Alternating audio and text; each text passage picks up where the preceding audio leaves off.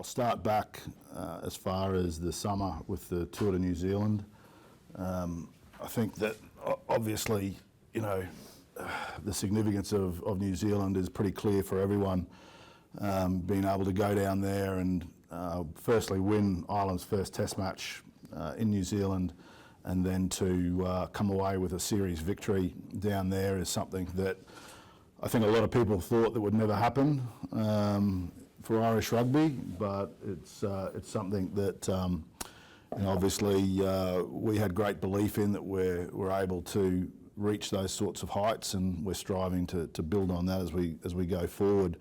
I think one of the significant things of that trip was the fact that we made the decision to play the 5 games down there, and you know, for those of you who have been through cycles before and understand the importance of what goes into each of these 4-year cycles at the moment, and to have COVID rip the heart out of it with regards to the tours that we missed for 2 years out of that, it was a significant dent in what we all do as far as preparation, because those tours are hugely important with regards to building so many things within the team, be it within the staff or within the playing group.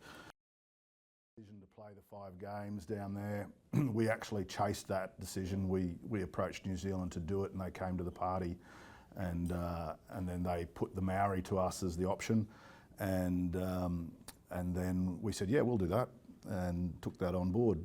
And a lot of people internally and externally said, are you guys crazy? But that's what we wanted. We wanted that challenge, and we wanted to be stretched. And were we taking a risk? Absolutely, but we need to take risks if we're going to get better, if we're going to continue to chase what we're chasing. And you know, as history shows, it turned out unbelievably well, both not only on the scoreboard, but it turned out unbelievably well for what the coaching staff, what we all learnt about the group out of that month down in New Zealand, because you don't get a tougher place to be tested in World Rugby, and that held us in good stead. In those 2 Maori games, you've heard Andy speak about the importance of them a number of times, and you know, he viewed those 2 games just as important as the Test matches, and what he learnt, what the group learnt. I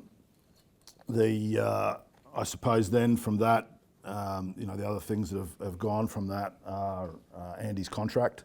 So the coach has been extended. That was done a number of months ago now. So far I can hardly remember. It was probably just before the tour, actually, we extended his contract. And so it shows you the confidence we've got in Andy as a head coach, and how he's evolved the team over time on the back of all the great work that Joe did. And he's taken us to the level we're at now. So Andy's contract is in place until 2025, which gives Irish Rugby a lot of stability and continuity, and we'll keep working on the rest of the coaching staff as well over the next number of months. Some are already in place, some we're working with at the moment to be put in place. Also, obviously from the back of that tour, that led into Emerging Ireland, and you know, I know that created plenty of work for you guys. You've got plenty to write about. So, but for us, you're starting to see some of the fruits of that trip already, and where that will lead to over the next 12 months. It's not a short-term thing. It's a relatively medium-term outlook. Our intention was to try and on the back of New Zealand and the back of the Maori games, we were intent on finding out who our best 50 players in the country are. And you know, I think we've got a pretty good handle on our top 30. Our top 50, I think that there's still plenty of debate as to who fits into that. And we wanted to ensure that we do everything we can over the next 12 months to find out who our top 50 are. Because by the time we get to next summer, we're choosing a 33-person squad to go to the World Cup. We're going to need that squad of 50 to delve into at different points in time. We're not going to have those 50 players all fit and available, we know that. So we have to make sure that we've got the best players. Not think we've got the best, but know we've got the best. And we needed to find ways to ensure that we were comfortable of exposing certain players to certain conditions, how they work with different group of coaches, how they adapt to a different style of game. Would have been easy for us just to leave the players here and play, for their provinces, but that wouldn't have showed us anything different. You need to take people out of their comfort zone. You need to put them into something different. You need to spend time with players. If the players had stayed and played with their provinces, our national coaches wouldn't have been any the wiser than what they were previously. And what was done in a 2-week period blew me away. It surpassed what I thought would be achieved. What the coaches learnt about those players in 2 weeks has rearranged the pecking order, as it currently sits. And I think that in their minds now, they have a different top 50 players than what they had before that trip. And what it also enables them to do, it gives them 12 months to work on some of the shortcomings that they're now fully aware of with some of those players, that they can try and get up to speed, so they either maintain their position in the top 50 players or get them closer to being in that top 50 players. And that's all about us adding depth, but it's about adding competition, because the only way we're going to thrive come that World Cup this time next year is to make sure that we have a highly competitive environment with as many players knocking down the door as possible. And that 2-week trip, call it what you want, but it was an accelerant for us. It was an accelerant around learning and understanding more. It gave our coaches a period as well, which you must appreciate that when those guys go to work, when they're coaching, they are either working in the November window, the Six Nations, or on a summer tour. So when they're at work normally, unbelievable pressure. Every day when they're coaching, they're getting ready for a test match. And for them to be able to go on a tour like that and to be able to, for their own coaching, to be able to have less pressure on them, to be able to try things, adapt, and get their own coaching up to where they want it to be was hugely beneficial and important as well. So there was a lot that came out of that 2 weeks. And was it ideal that it fell in the window of the URC? No, it wasn't, but we had to be opportunistic, and we were. And we took the 2 weeks that was given to us, and out of that, we feel that we're in a far better place than what we were before that. So, it's these types of things that we have to do. We have to look to do things differently, and if we keep doing the same things that we've always done, well, we're always going to get the same return, aren't we? So we've looked to change things up. We've looked to try and do things differently on and off the pitch. And at times that's not always popular and palatable, but that's what you've got to do if you want to really search for how good you can be as a group. I'll just jump now onto the women's as well, and sort of recap over some of that. Obviously, during the summer, we also had the tour to Japan. The team spent 3 weeks down in Japan, which was a great learning experience for everyone involved. We took a lot of young players down there, and as a group, they learnt a lot. And that was a stepping stone now to the contracting of players. The model has been put in place. A lot of thought, a lot of research was done about the model. We understand the model globally, what it looks like. We understand how each of the other countries work. And then we created a model that was fit for purpose for Irish Rugby. And that model we've started to bring to life over the last few weeks. The model's made up of options for the players. We've got the number 43 contracts has been bandied around of women's contracts. It's somewhere in and around that number. That's what we were maybe setting as a ceiling for ourselves to start with. In that model, there enables people to take up full-time contracts. As you know, we've had full-time sevens players in the past for the past 6-7 years now. Those players have worked for that period of time on a wage range of 8,000 to 18,000 euros, with the aim of and training as full-time rugby players. That model has evolved now to the 43 odd women's contracts, and there's been a recalibration of salaries for them all. The full-time players now will earn between 15,000 and 30,000 euros. That's the salary range. And on top of that, there is a significant bonus component that will add to, for all those players, either tournament or match fees, plus win bonuses, tournament bonuses, depending on how well they've done. So there's significant earning potential on top of the retainer base. The other part of that is that those that either weren't offered contracts or didn't accept contracts, then we had to make sure that we had a model that was fit for purpose for the here and now. So those players have an option. If they didn't take up contracts, they can continue to do as they do now, play their rugby wherever they play that rugby. They'll be supported in other ways in and around what they're doing. Their earning potential will be focused on when they train and play in the squad. So there's significant assembly per diem costs that they'll receive. And then there's a bonus structure for them as well, based on selection, on win bonuses, tournament fees, etc., success. So that's all been modelled out for those players and understanding what their time commitment, what their earning capacity is for those who choose to be doing things that way.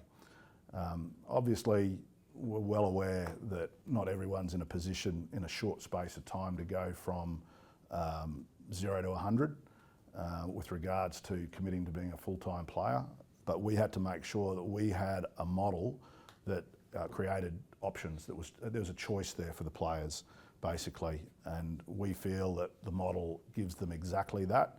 They can choose to be a full-time player and jump into a full-time professional program like we've been running for the last 6 years with the sevens players, and like all of our other professional players participate in. It's a proper full-time professional program with an enormous number of support staff that have been added to the women's program with regards to coaching, nutrition, strength and conditioning, you name it. It's the same as everything else. There's been a big investment in that space, and those full-time players will have access to that.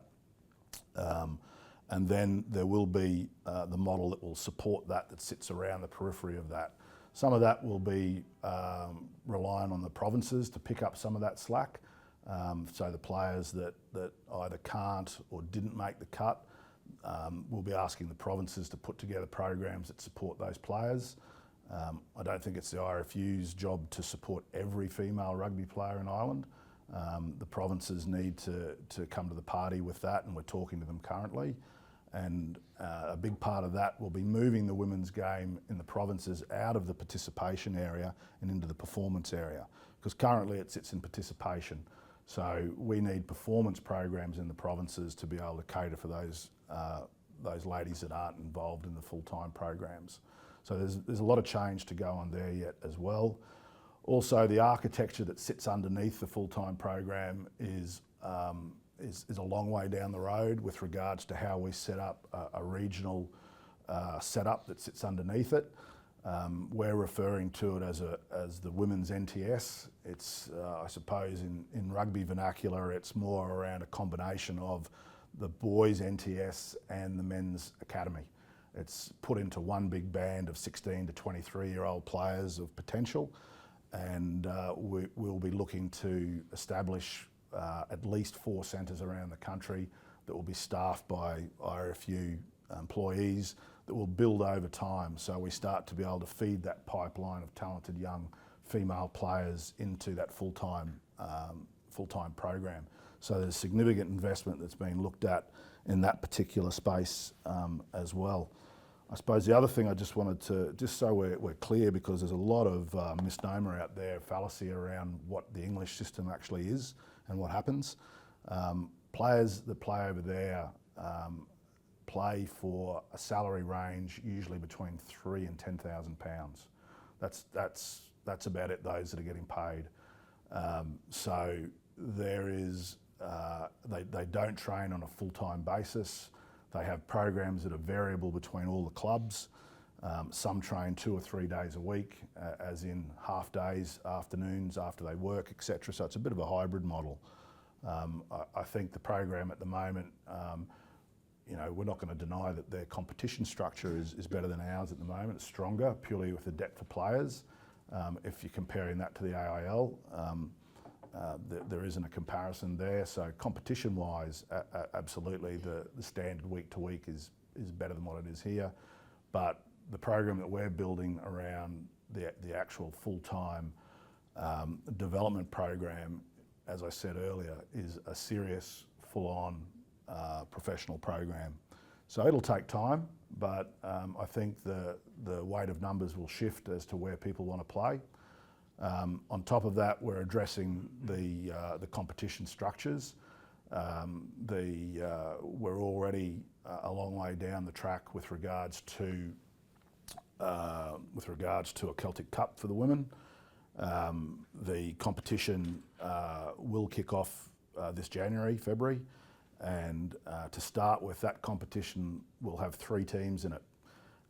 It'll have one from Ireland, one from Wales and one from Scotland. They will be made up, the Irish team will be made up of players that are based here on the island, and we'll be looking to use that as a competition to try and develop more of the up and coming players. That'll be their match opportunity. I'll let that pass. There we go. And obviously the players that are full-time in the program here will be available to play in that as well. So that'll be year 1. Year 2, that competition will build to a 6-team competition where there'll be 2 teams from each of those countries. And then beyond that, our ambition over 3 to 5 years is to build that to 4 Irish teams. So, by the time, if everything is working in the model, and we have the pathway sorted and the competition structure sorted, then we feel that we can establish 4 teams at that point in time to genuinely have a high performance competition, something that is robust and meaningful. The other thing on top of that is I can tell you today that John McKee, who went on the tour to Japan as a consultant, John is coming on board full time. John's an incredibly experienced coach. For those of you who know John's background, over 20 years, he's coached professionally. He's been in Claremont, he was in Connacht, as some of you would know, he has Irish connections out there. John's coached at the 2011 and 2015 World Cups as a head coach with Tonga and Fiji. And John's coming on board as a senior coach to the women's team, supporting Greg McWilliams. And John will also be working full-time in the women's program that will run out of the HPC as the coordinator of that program with Greg. So we've added some significant firepower into that space as well. I suppose the last thing of achievements I just wanted to touch on is what was done down in Cape Town there in September with the Sevens. I think, for Ireland to win a bronze medal in a World Cup of Sevens, it was one of those moments when you sort of see the podium and you see Fiji, New Zealand and Ireland in a Sevens podium. It's like, gee, how did that happen? And what a significant moment that was. And we're looking back through some of the statistics that I'll touch on a bit later, but 6 of the boys that were in that emerging island squad have spent time passed through that Sevens program. So, what's that? That's getting close to 20% of that program. So that program is servicing not just competitive Sevens on the World Series and World Cups and hopefully and Olympic Games, but it's doing its job in being able to bring players through in a different manner, in a different way, and releasing them back into the 15s programs. But to be able to do that and achieve, what they did down in Cape Town was an unbelievable effort from those boys. And now that group and the women's group are working incredibly hard to qualify for the Olympics, the World Series, which starts next week for the men, and in late November for the women.